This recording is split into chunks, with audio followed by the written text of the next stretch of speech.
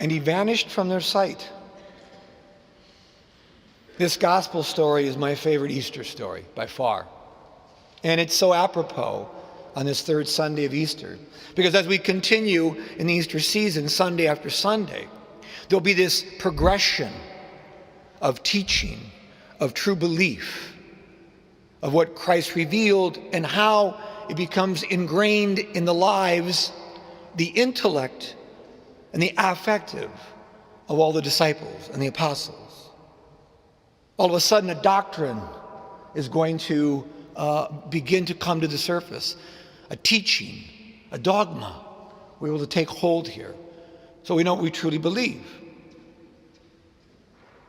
And in this particular story, as we refer to it as the road to Emmaus, the disciples on the road to Emmaus,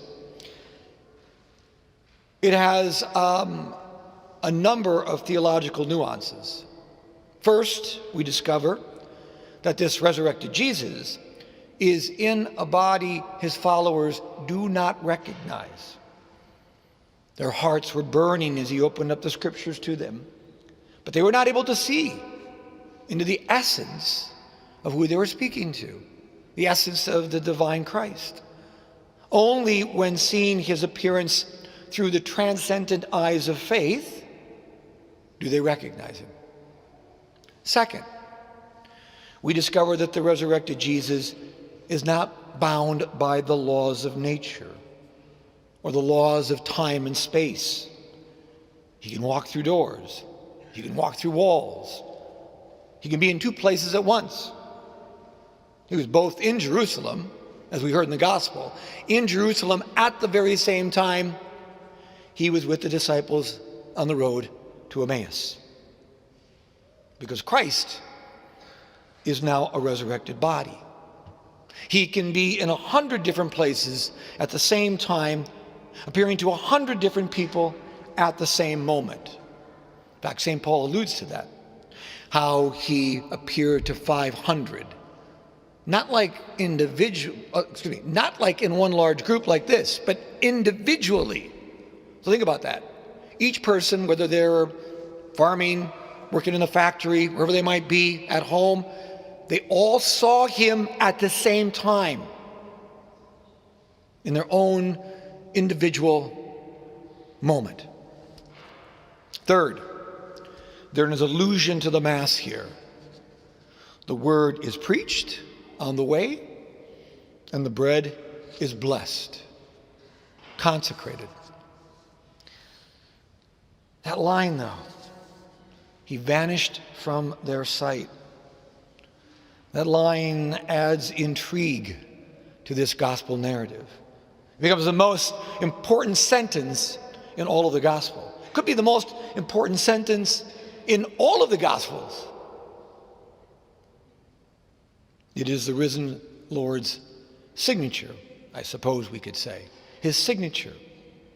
His self-revelation to those who will ultimately follow him from that day forward, down through the ages, right up to today, our present time. So it begs the question, why then, when they finally recognize him in the breaking of the bread, would he disappear so abruptly from their sight?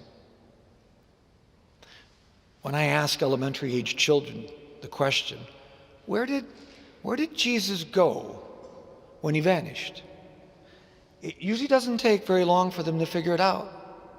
The children usually have a keen insight into the spiritual, a gift that is given to them because of their innocence. Where did Jesus go? He didn't vanish into thin air. He went into the bread. Now, that's theologically incorrect. He didn't go into the bread. He became the bread. Think about it.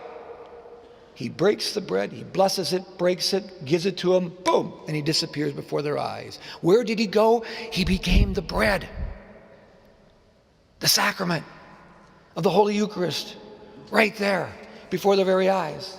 In that moment, he was reminding the disciples of Emmaus, and every disciple that would come after, of the most significant action of his ministry. Take this and eat.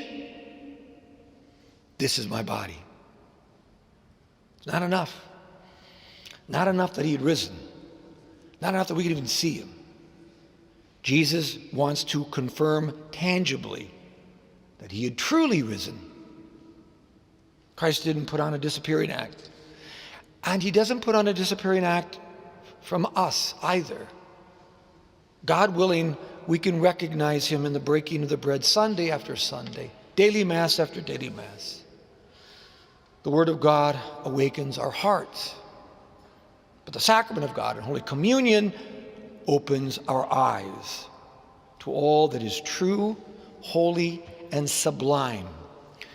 My cathedral family, let us remain attentive to the numerous Emmaus moments that take place each time we approach the altar of God, recognizing the risen Lord and the breaking of the bread.